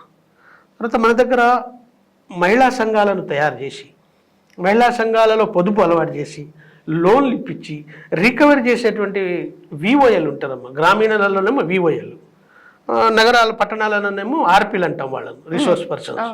అంటే అది గ్రామీణ పేదరిక నిర్మూలన సంస్థ, ఇది పట్టణ పేదరిక నిర్మూలన సంస్థ పనిచేస్తారు. వీళ్ళు ఒక 24,000 మంది ఉంటారు. వీళ్ళు ఆ సంఘాలను ఏర్పాటు చేసి అంత శ్రమ చేస్తున్నటువంటి వాళ్లకు అటు సంఘాలు కానీ ప్రభుత్వం కానీ ఆదుకోకపోయేది, ఈ డబ్బులు ఇచ్చేది కాదు. ఆ రాతపూతలప్పుడు 50-100 ఇస్తే తద్వారా మాత్రమే వాళ్ళ డబ్బులు తీసుకొని ఆ సంఘాలను తయారు చేసి బతికేవాళ్ళు. తెలంగాణ రాష్ట్రం వచ్చి గౌరవ ముఖ్యమంత్రి కేసీఆర్ గారు అయినాక మేము ఈ సమాచారాన్ని అంతా ఇచ్చి వారి దృష్టికి తీసుకెళ్తే మొదటిసారి 3,000 రూపాయలు వివోఏలకు నెలకు గౌరవ వేతనం, సంఘాల తరపున వచ్చే 1,000-2,000 పోను 3,000 ప్రభుత్వ పరంగా ప్రభుత్వం ఇచ్చాడమ్మా. ఆర్పీలకు 4,000, అంటే పట్టణ ప్రాంతం కాబట్టి ఆటోల ఛార్జీల కోసం ఇంకొక 1,000 రూపాయలు ఎక్కువ. కేటీఆర్ గారు దానికి మంత్రిగా ఉండి మున్సిపల్ శాఖకు, కాబట్టి వాటికి 4,000, వీళ్ళకి 6,000 ఇచ్చేది. ఇవాళ పోయిన గవర్నమెంట్ జస్ట్ ఒక 1 year కంటే ముందే 8,000 వివోఏలకు, 9,000 ఆర్పీలకు. అంటే 54 లక్షల మంది మహిళలు ఆ 2 పట్టణ పేదరిక నిర్మూలన సంస్థ అలాగే గ్రామీణ పేదరిక నిర్మూలన సంస్థ మహిళా సంఘాలు పెట్టుకుని ఉన్నటువంటి 54,000 మంది ఉంటారమ్మా, లక్షల మంది అమ్మా. అందరికీ ఈ 24,000 మంది కోఆర్డినేషన్ చేస్తుంటారు. వాళ్లకు గౌరవ వేతనం అమలు చేశాడమ్మా. మీకు పిఎస్సిఎస్ అంటే పబ్లిక్ మన ప్రైమరీ అగ్రికల్చర్ కోఆపరేటివ్ సొసైటీలో సిఓలు, క్లర్కులు, తర్వాత అటెండర్లు, వాళ్ళకు 5,000 మంది ఉంటారమ్మా. వాళ్ళు కూడా ఏ సొసైటీలో ఎంత ఆదాయం ఉందో దాని ప్రకారం జీతం తీసుకునేటువంటి పరిస్థితి ఉండేది. దాన్ని కూడా గౌరవ ముఖ్యమంత్రి గారికి వ్యవసాయ రంగాన్ని మనం అభివృద్ధి చేయడానికి మీరు ఇంత కంకణం కట్టుకున్నారు, అందులో పనిచేసేటువంటి వీళ్ళు మాత్రం సొసైటీల ద్వారా రైతులకు పూర్తి స్థాయిలో అనుసంధానం, అంటే వాళ్ళకు క్రాప్ లోన్స్ ఇవ్వడం, మళ్ళీ రికవర్ చేయడం, సబ్సిడీలు ఇవ్వడం, తర్వాత ఎరువులు కూడా సప్లై చేయడం, ఇంటికి ఇవ్వగలిగడం, అంత నెట్వర్క్ చేస్తున్న వాళ్లకు మరి కాస్త మనం హెచ్ఆర్ పాలసీ చేయాలంటే దాన్ని కూడా అమలు, అట్లా ఒక్కటి కాదమ్మా, ఒక 15-20 రంగాలు. ఇదే విధంగా ముఖ్యమంత్రి గారు మేము తీసుకెళ్ళి చెప్పడంతోనే కొద్దిగా గొప్ప టైం తీసుకొని ఒక్కసారి ఆలోచించి ఎస్ కరెక్ట్ అని అన్ని రకాలుగా ఆటో కార్మికులమ్మ, తెలంగాణ ఉద్యమంలో ఆటో కార్మికులను మేము సమీకరించిన సందర్భంలో వారిని చూసిన ముఖ్యమంత్రి మొదటి సంతకం అమ్మ, ఆటో కార్మికులకు పర్మనెంట్ రోడ్ ట్యాక్స్ రద్దు చేసే మొదటి సంతకం. మన రాష్ట్రంలో సుమారు 8 లక్షల మంది ఉంటారు ఆటో కార్మికులు. 8 మంది ఆటో కార్మికులందరికీ కూడా రోడ్ ట్యాక్స్ రద్దు చేసిన తర్వాత అసలు ఇప్పటివరకు చరిత్రలో ఏ రాష్ట్రంలో లేదు, ప్రభుత్వ పరంగా ప్రతి సంవత్సరం 10 కోట్ల రూపాయలు ఇన్సూరెన్స్ కంపెనీకి చెల్లించి ఆటోలో, లారీలో, ఇతర వాహన రంగంలో ఏ డ్రైవర్ అయినా లైసెన్స్ ఉండి చనిపోతే ఆయన ఇంటికి 5 లక్షల రూపాయలు ఇన్సూరెన్స్ సౌకర్యాన్ని ప్రతి సంవత్సరం కట్టి చెల్లించారు. అట్లా 1,000 మంది కుటుంబాలు ఇలా 5 లక్షల రూపాయలు తీసుకునేటువంటి వాళ్ళు ఉన్నారు. ఇట్లా హమాలి వాళ్లకు, ఆటో వాళ్లకు, నేను చెప్పిన వివోఏలకు, ఆశాలకు, అంగన్వాడీలకు మా ద్వారా పిలిపించుకొని చర్చించి మాట్లాడి బాధక సాధకాలు చూసుకొని వారికి తగినటువంటి వేతనాలు, సౌకర్యాలు చేసేటువంటి గొప్ప అవకాశం, సందర్భం అది కేవలం తెలంగాణ రాష్ట్రం సాధించడం ద్వారానే, గౌరవ ముఖ్యమంత్రి కేసీఆర్ గారు ఉండడం వల్లనే ఇలా ఈ ట్రేడ్ యూనియన్లో ఈ 10 సంవత్సరాల్లో మేము పొందినటువంటి తృప్తి, ఆనందం.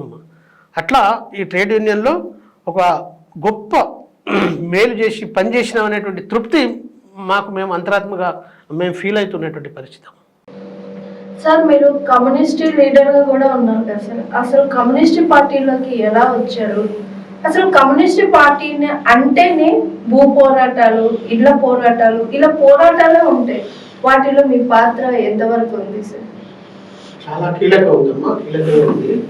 యాక్చువల్లీ నా పుట్టుకనే గ్రామీణ కూలీ పుట్టుక.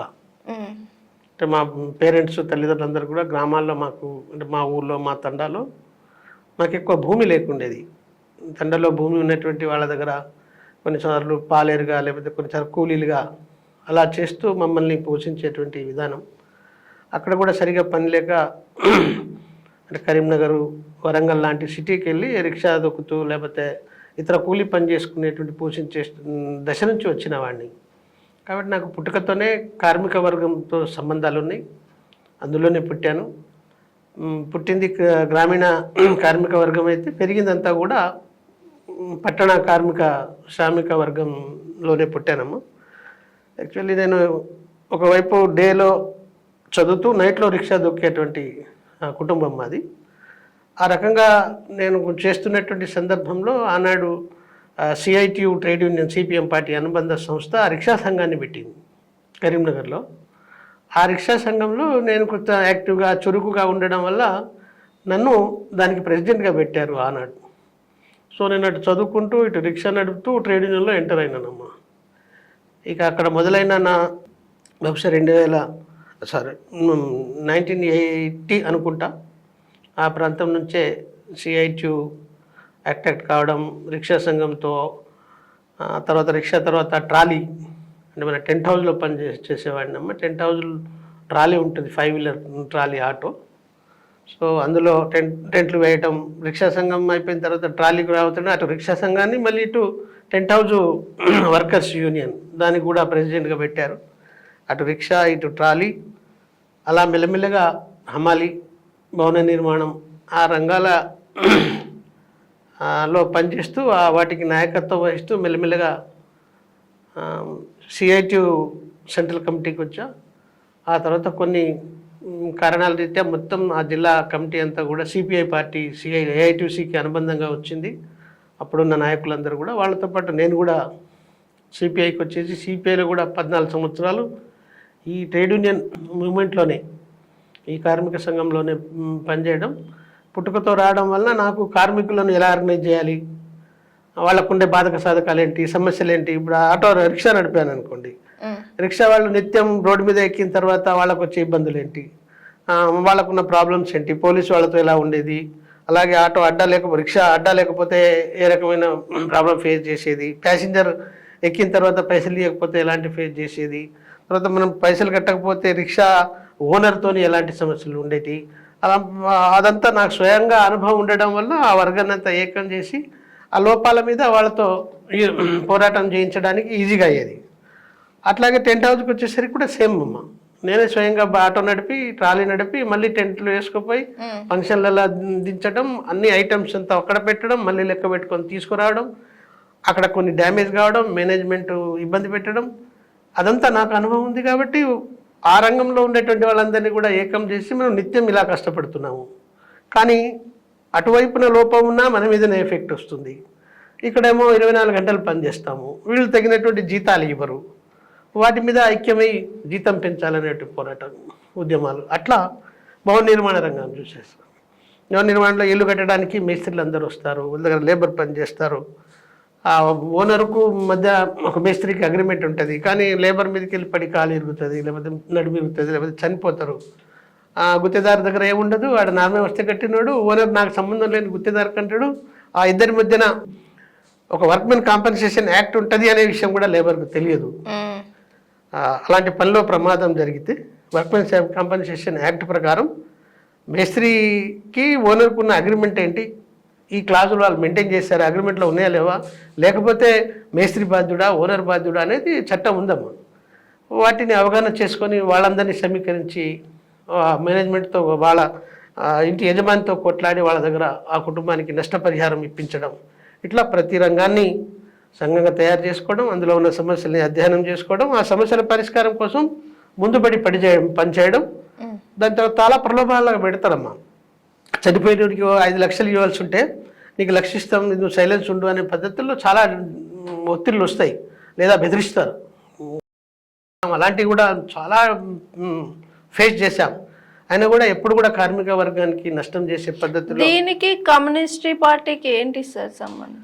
అంటే వాళ్ళ కమ్యూనిస్ట్ పార్టీ యొక్క నిర్మాణమే కార్మిక వర్గ పునాదిగా నిర్మిస్తారమ్మా. కమ్యూనిస్ట్ పార్టీ లక్ష్యం ఏంటి? శ్రమ చేసేవాడు ఒకడు, అనుభవించేవాడు ఒకడు, శ్రమ దోపిడీ చేసేవాడు ఒకడు. ఒక వస్తువు ఉత్పత్తిలో యజమాని డబ్బులు మాత్రమే పెడతాడు, కార్మికుడు శ్రమ పెడతాడు, ఈక్వల్ ఉంటుంది. కానీ వచ్చే లాభము వీడికి ఏం సంబంధం ఉండదు కార్మికునికి. ఇక్కడ 1 లక్ష రూపాయలు పెట్టి ప్రొడక్ట్ చెప్పి 10 లక్షలు అమ్మితే వీడికి 10,000 ఇచ్చి 9,90,000 వాడు పొందుతాడు. ఇది కమ్యూనిస్ట్ పార్టీ సూత్రం ప్రకారం కార్మిక వర్గ దోపిడీ. దీని వ్యతిరేకంగానే వాళ్ళు ఆ పార్టీని నిర్మాణం చేయాలి, వర్గ దృక్పథం పేరు మీద. 2 వర్గాలే వాళ్ళ కమ్యూనిస్ట్ పార్టీలు, సిపిఐ అయినా సిపిఎం అన్నా మరొకటైనా వాళ్ళ దృక్పథంలో ఒకటి కార్మిక శ్రమ చేసే వర్గం, ఒకటి దోపిడీ చేసే వర్గం, ఉన్న వర్గం లేని వర్గం. ఈ 2 ప్రాతిపదికన వాళ్ళ పార్టీ నిర్మించాలి.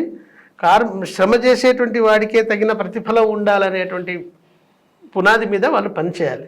అది చేయాలనుకున్నప్పుడు ఎవరైతే నష్టపోతున్నారో వాళ్ళని చైతన్యం చేయాలి, ఐక్యం చేయాలి, చైతన్యం చేయాలి, పోరాటం చేయాలి, ప్రభుత్వం మీద ఒత్తిడి పెంచి వాళ్ళ హక్కుల్ని రక్షించాలి. తద్వారా సమాజాన్ని నిర్మించాలి. సరే, సమాజం ప్రపంచవ్యాప్తంగా వచ్చిందా రాలేదా అనే అంశం ఒకసారి పక్కకు పెడితే, సరే ఎంతో కొంత బహుశా మీకు కూడా ఐడియా ఉంటుంది. అది ప్రపంచవ్యాప్తంగా చూసినప్పుడు మొట్టమొదటి కమ్యూనిస్టు రాజ్యం మనం ఇప్పుడైతే చైనాలో అంటే భాగస్వామ్యంలో ఉందనుకోండి, ప్రైవేటు ప్రభుత్వం 2 మధ్య ఐక్యంతో కొనసాగుతున్నది. కానీ అంతకుముందు ప్రపంచ దేశాల్లో జరిగిన పోరాటాల్లో కార్మిక వర్గం యాజమాన్యానికి పోరాటం చేసి సాధించుకున్నటువంటి హక్కులు చాలా ఉన్నాయి. ఆ విధంగా పార్టీని నిర్మించుకోవడం ద్వారానే ఆ పార్టీ మనుగడ ఉంటుంది అనేది ప్రజలకు, అంటే బలహీన వర్గాలకు లేదా శ్రామిక వర్గానికి మేలు జరుగుతుంది అనే దాంతోనే ఆ కమ్యూనిస్ట్ పార్టీలు పనిచేస్తాయి. ఈ శ్రమ దోపిడీకి వ్యతిరేకంగా పనిచేస్తాయి కాబట్టి ఆ కార్మిక వర్గమే వాళ్ళ పునాది. అచ్చా సార్, ఇప్పుడు మీరు ట్రేడ్ యూనియన్ ఉంటూ ట్రైబల్స్కి ఎలాంటి ఉపయోగాలు కలిగించారు? అంటే చాలా చేశానమ్మా. అంటే నేను శ్రామిక వర్గంలో పుట్టాను కాబట్టి శ్రామిక వర్గ సమస్యల కోసం నాకు సాధ్యమైనంత వీలుంత అటు కమ్యూనిస్ట్ పార్టీలోనూ మొన్నటిదాకా ఇప్పుడు మన ప్రభుత్వం బీఆర్ఎస్ ప్రభుత్వం ఉన్న సందర్భాల్లోనూ ట్రేడ్ యూనియన్ మూవ్మెంట్కి ఎంత పని చేశానో, ఒక ఎస్టీ బంజారా తెగలో పుట్టినటువంటి నేను ఎస్టీ వర్గానికి కూడా నాకు సాధ్యమైనటువంటి మేలు చేయడానికి ప్రయత్నం చేశాను. ముఖ్యంగా 1-2 అంశాలమ్మా. ఉమ్మడి కరీంనగర్ జిల్లాలో అన్నాడు ఉన్న సమైక్య ఆంధ్రప్రదేశ్లో ఒకవైపున ఎల్హెచ్పిఎస్ అంటే లంబాడి హక్కుల పోరాట సంఘం పేరుతోని కొంత పోరాటం నడిచింది, తుడుం దెబ్బ పేరుతోని కొంత పోరాటం నడుస్తుంది, ఇప్పుడు కూడా ఉన్నాయి అనుకోండి. కానీ ఉమ్మడి కరీంనగర్ జిల్లాలో మేము ఇటు లంబాడి హక్కుల పోరాట సంఘాన్ని కానీ అటు తుడం దెబ్బను కానీ సపోర్ట్ చేయలేదమ్మా. అక్కడ అప్పటికి ఈనాటికి కూడా 6-7 తెగలే ఉంటాయి. అంటే లంబాడి, కోయ, గోండు, నాయకు, ఆదివాసి, పోడు, వీళ్ళు ఒక 6-7 తెగలే ఉంటాయమ్మా మాకు. అంటే మొత్తం 33 తెగలు మాకు ఎస్టీ అంటేనే. అందులో 6-7 తెగలే కరీంనగర్ ఉమ్మడి జిల్లాలో ఉంటే మేము అన్ని తెగలను కలుపుకొని కరీంనగర్ జిల్లా షెడ్యూల్ తెగల సంక్షేమ సంఘం పేరుతో నడిపించాం. అందులో అన్ని తెగలను కలిపాం. రాష్ట్ర వ్యాప్తంగా చాలా చోట్ల విడిపోయారు. అంటే లంబడోళ్ళు మా హక్కుల్ని, మా రిజర్వేషన్ని పొందుతున్నారని రీసెంట్లీ మధ్య జరిగిన గొడవలు మీకు తెలిసి ఉండొచ్చు. అలాగే ఇప్పుడు కూడా కొంత ఉంది, పూర్తిగా ఏమీ పోలేదు. కానీ మేము అక్కడ తీసుకున్న స్టాండ్ ప్రెసిడెంట్గా ఒక 10-15 సంవత్సరాలు షెడ్యూల్ తెగల సంఘం పేరుతోని, ఓకే ఒకవేళ మీకు రావాల్సిన హక్కులు, రిజర్వేషన్స్ ఇతర ఏవైనా మేము పొందుతున్న అభిప్రాయం ఉంటే ఇండివిజువల్గా మీరు ఆ పోరాటాన్ని కొనసాగించండి, మేము దానికి బాధపడేది లేదు. కానీ ఈ వైరుధ్యాన్ని అడ్డం పెట్టుకొని అటు ప్రభుత్వము, కొన్ని వర్గాలు మనల్ని విడదీయడానికి, చీల్చడానికి, అనైక్యత చేయడానికి కుట్రపూరితంగా అసలుకే ఎసురు పెట్టేటువంటి ప్రయత్నాలు, దాన్ని ఎదుర్కోవడానికి అయితే మన ఐక్యత అవసరం. సరే, మీరు సక్సెస్ అయ్యి మమ్మల్ని ఎస్టీల నుంచి తొలగించే రోజు ఏం జరుగుతుంది, అది జరుగుతుంది.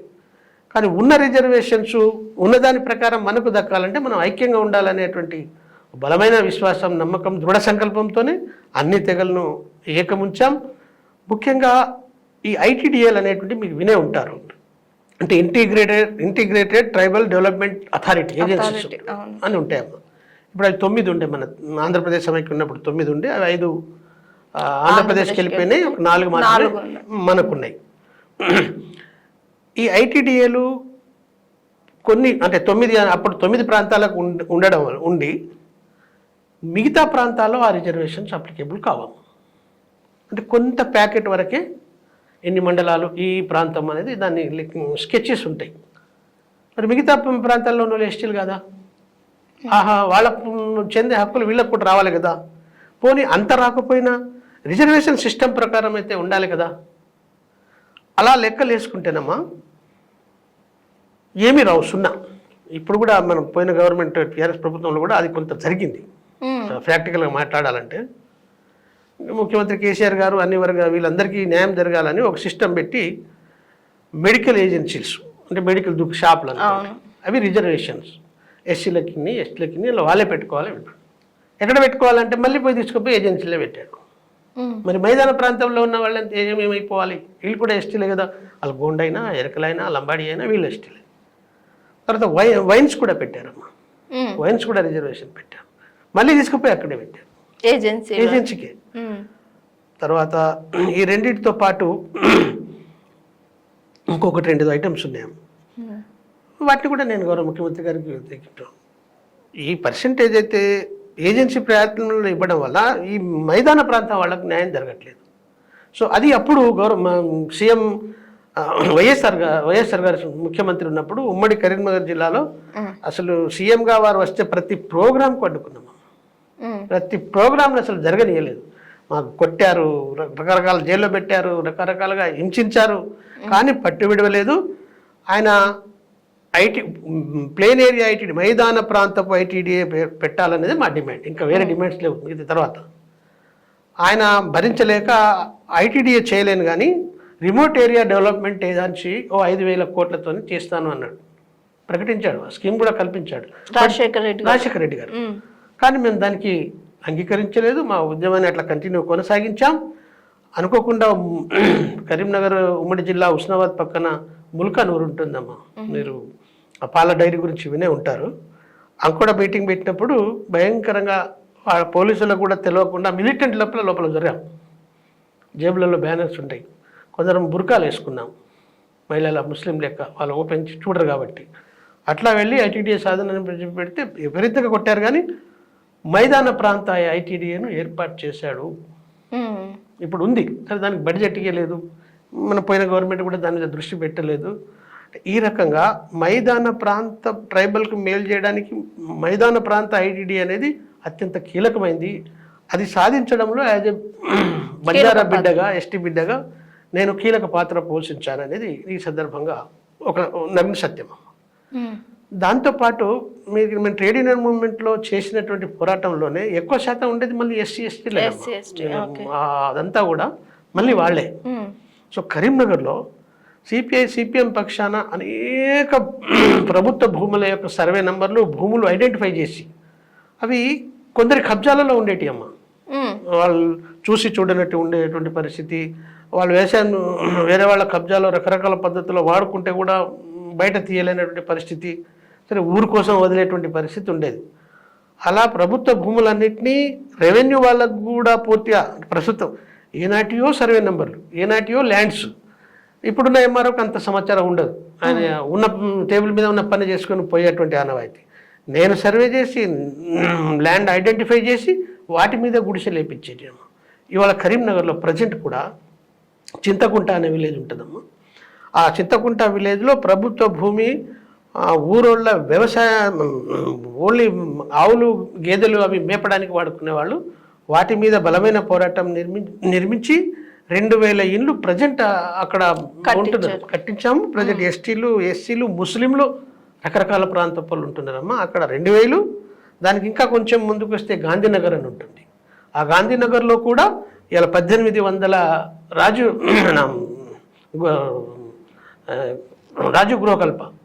రాజు గృహకల్ప అపార్ట్మెంట్స్ ఉంటాయేమో చిన్న ఉంటాయి.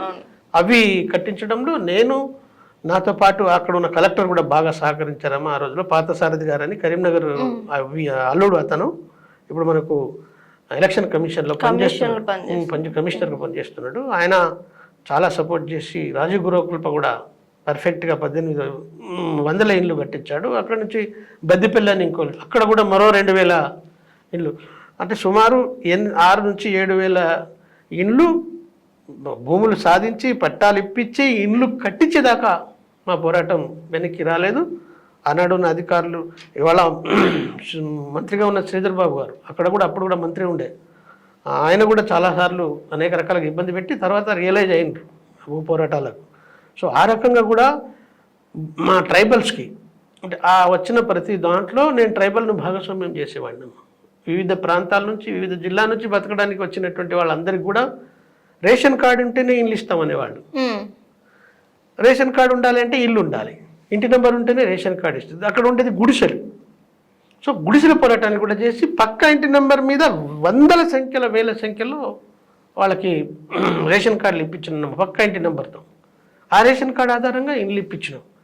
అట్లా రాజీవ్ గృహకల్ప, ఇందిరమ్మ ఇండ్లు, రకరకాల పద్ధతులు 1000 సంఖ్యలో ఇప్పించి ఉమ్మడి కరీంనగర్ జిల్లాలో మేలు చేసినటువంటి పరిస్థితి ఉందమ్మా. ఆ తర్వాత హైదరాబాదు గౌరవ ముఖ్యమంత్రి కేసీఆర్ గారి నాయకత్వంలో ఇటు ట్రేడ్ యూనియన్లో పనిచేస్తూనే ఒక బంజారా బిడ్డగా, ఎస్టీ బిడ్డగా, ఎస్టీ సెల్లో రాముల నాయక్ ఎమ్మెల్సీ గారు నాకంటే ముందు ఉండేది. ఆయన పోయిన తర్వాత నేను దాన్ని లీడ్ చేస్తున్నాను, బాధ్యత లేకపోయినా. కానీ ఆ రోజుల్లో బంజారా హిల్స్లో ఆ ఎకరం భూమి కేటాయించి సేవాలాల్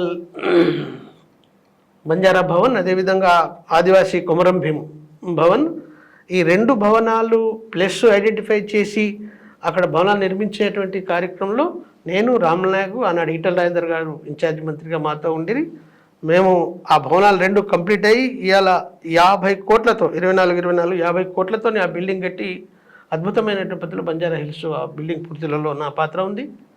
అట్లాగే ప్రభుత్వ పరంగా సేవాలాల్ జయంతిని గౌరవ ముఖ్యమంత్రి గారు తెలంగాణ ఉద్యమంలోనే ఆ నిర్ణయం తీసుకున్నారు. ఆ నిర్ణయం తర్వాత గవర్నమెంట్ వచ్చిన తర్వాతనే అధికారికంగా జరిగేటువంటి అవకాశాన్ని కల్పించారు.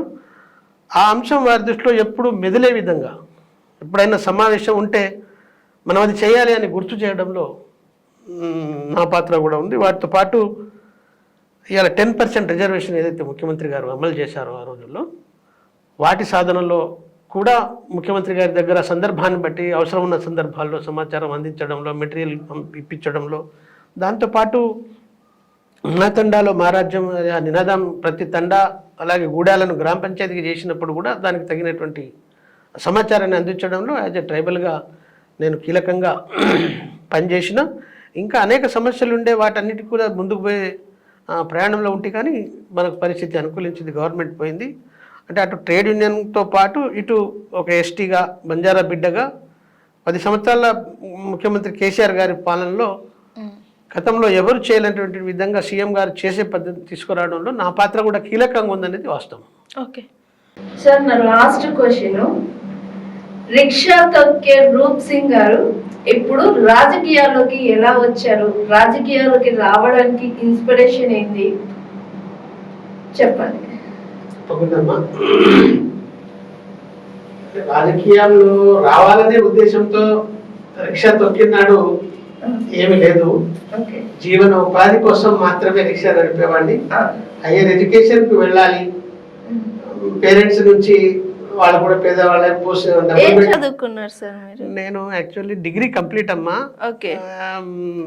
లా డిస్కంటిన్యూ. ఓ లా అంటే రిక్షా తొక్కుతూనే డిగ్రీ చేస్తూ లా చేస్తూ రాజకీయాల్లోకి వచ్చి కమ్యూనిస్ట్ గా ఉంటూ ట్రేడ్ యూనియన్ గా ఉంటూ గ్రేట్ సార్. ఓకే అయితే అది ఆనాడు రిక్షా తొక్కే నాటికి ఆ పరిస్థితి లేదు. ఇప్పుడు మీరు అడిగినట్టు జీవన ఆధారం కోసమే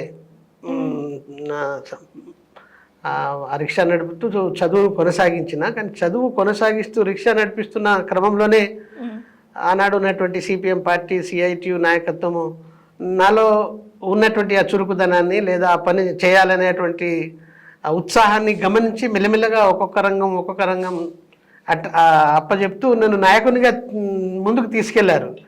కానీ నాకు అప్పటికి వాళ్ళ ఆలోచనలో నన్ను నాయకునిగా ఎదిగించాలనేటువంటి అంతర్యం ఉంది. బట్ నాకు అది నాకు అంచనా లేకుండే, అప్పుడు అర్థం కాలేదు.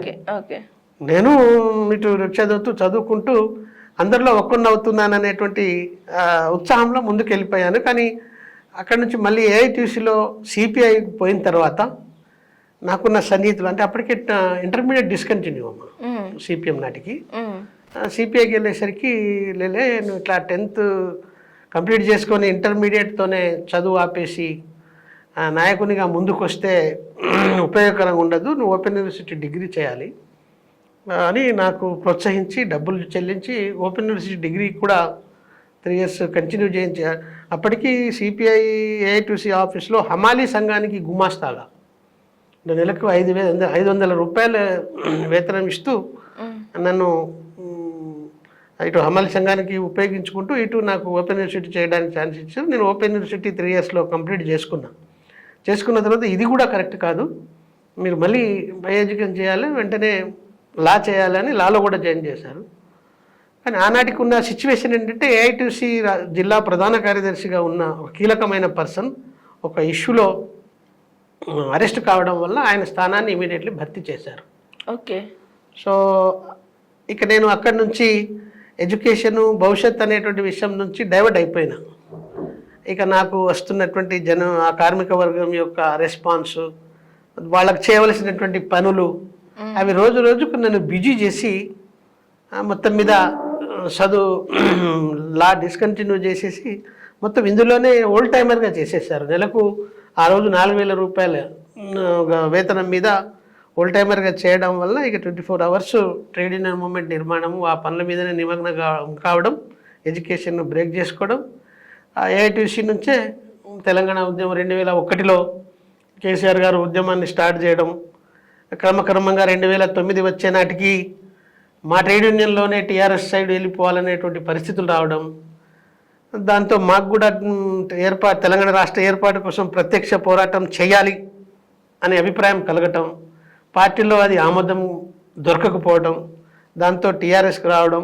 టీఆర్ఎస్లో నేను ఇంతకుముందు చెప్పినటువంటి అంశం ఉంది కదా, సారు ట్రేడ్ యూనియన్ అవసరం లేదు అనే అభిప్రాయం ఎప్పుడైతే చెప్పాడో, అసంఘటిత రంగం ఈ ఉద్యమంలో భాగస్వామ్యం కాకపోతే రాష్ట్ర సాధన ఎలా సాధపడుతుందని నేను అడగడం, కేసీఆర్ గారు వెంటనే దాన్ని క్లిక్గా అర్థం చేసుకొని ఎస్ ఆ రంగాన్ని మనం సమీకరించాలి, ఉద్యమంలో తీసుకురావాలి అని నాకు ప్రోత్సహించడం, రాష్ట్ర అధ్యక్షునిగా అవకాశం ఇవ్వటం, నేను ఆ ఉత్సాహం ఆనందంతో మరింత స్పీడ్గా పనిచేయడం, 4-5 సంవత్సరాల లోపే రాష్ట్ర స్థాయిలో అన్ని రంగాలను ఏకం చేయడం. మీకు ఐడియా ఉంటుంది, నాకు మాట చెప్పారు కేసీఆర్ గారు 2012. రూప్ సింగ్ ఏం చేస్తో తెలియదు, 2 రోజులు ఒక్క ఆటో పయ్య రోడ్ ఎక్కొద్దు అన్నాడు. అప్పటికే హైదరాబాద్లో అనేక రంగాల ఆటోల్లో అనేక సంఘాలు ఉన్నాయి, ఏఐటీసీ, సిఐటియు, ఐఎఫ్టియు, ఐఎన్టీసీ, ఇతర అనేక సంఘాలు ఉన్నాయి. వాటితో అప్పుడప్పుడే నేను వచ్చింది 10లో 12లో ఈ మాట ప్రయత్నం చేస్తున్నాను, సంబంధాలు పెరుగుతున్నాను. నా ప్రయత్నంలో నేను ఉన్నాను వాళ్ళని ఏకం చేయడంలో. కానీ చేస్తూ తెలియదు 2 రోజులు పయ్య ఎక్కొద్దు అంటే నేను 3 రోజులు సీరియస్గా వర్కౌట్ చేసి వాళ్ళందరినీ తీసుకొచ్చి తెలంగాణ భవన్కు తీసుకొచ్చేసి పిలిపించా. భవన్లో నేనే ప్రెస్ మీట్ పెట్టి పిలిపించా. తెలంగాణ రాష్ట్ర సాధన కోసం ఆటో కార్మికులు 2 రోజులు బంద్ పాటించాలి, 2 రోజులు ఒక్క ఆటో పయ్య కూడా రోడ్ ఎక్కకూడదు. అది ఈ పిలుపును విజయవంతం చేసి ఆటో డ్రైవర్లు, ఆటో కార్మికుల ఐక్యతను ప్రదర్శించాలి అని ఒక గొప్ప పిలుపునిచ్చా. అసలు అప్పటికి రాష్ట్ర వ్యాప్తంగా పూర్తిస్థాయి సంఘం లేదు, అన్ని జిల్లాలతో కనెక్టివిటీ లేదు. అయినా మొత్తం తెలంగాణలో 2 రోజులు ఒక్క ఆటో కూడా రోడ్ ఎక్కలేదు. అన్నోడు మనకు టీ న్యూస్ కూడా లేదు, రాజ్ న్యూస్ మనం అద్దెకు తీసుకొని నడిపించుకుంటున్నాం టీఆర్ఎస్ పార్టిసిపేట్. అట్లా ఒక పార్టీలో కూడా బీడీ రంగం వచ్చేసింది. ఆటో అయినట్టే బీడీ రంగం పోరాటం, కూలీ రేట్లు పెంచాలని పెద్ద స్ట్రైక్ నడుస్తుంది. సేమ్ 12-13 ఆ మధ్య కాలంలో పాపం చనిపోయాడు సిద్దిపేటలో సిరాజుద్దీన్ గారు. సిరాజుద్దీన్ గారు అంటే కేసీఆర్ గారికి, అలాగే కేసీఆర్ గారి సతీమణి అమ్మగారికి కూడా బాగా ఇష్టం. వీళ్ళు చిన్నగా ఉన్నప్పుడే ఆయన ట్రేడ్ యూనియన్ నాయకుడు ఏఐటీసీలో చాలా సన్నిహితంగా ఉండేటోడు. ఆయన నాయకత్వంలో నడుస్తున్నది. అది AITC CPI support CITU IFTU ఇతర ట్రేడ్ యూనియన్స్ అన్నీ కూడా చేస్తున్నాయి. కేసీఆర్ గారు ఎట్లా ఈ బీడీ ట్రేడ్ యూనియన్ మరి ఎట్లా చేస్తుడు ఏంటంటే ఇప్పుడు అన్ని జిల్లాల్లో మనకు కనెక్టివిటీ లేకపోయినా కరీంనగర్ జిల్లాలో నాకున్న సంబంధాలన్నీ నాకున్నాయి, అందులో మనం ఎంటర్ కావచ్చు అంటే నువ్వును తులవమ్మ ఇద్దరు బొండి అని అన్నాడు. మేమిద్దరం సిపిఐ ఆఫీస్కి వెళ్ళి మూమెంట్ గురించి కోఆర్డినేషన్ చేసి అందరినీ భాగంశం చేసి ఒక బలమైన పోరాటానికి పిలిపించినాం. అక్కడ కూడా వారం రోజులు బీడీ కార్మికులందరూ ఎక్కడో అక్కడ బీడీలు చుట్టూ బంద్ చేసి వంట వార్పు ప్రోగ్రాంలో కూర్చున్నారు.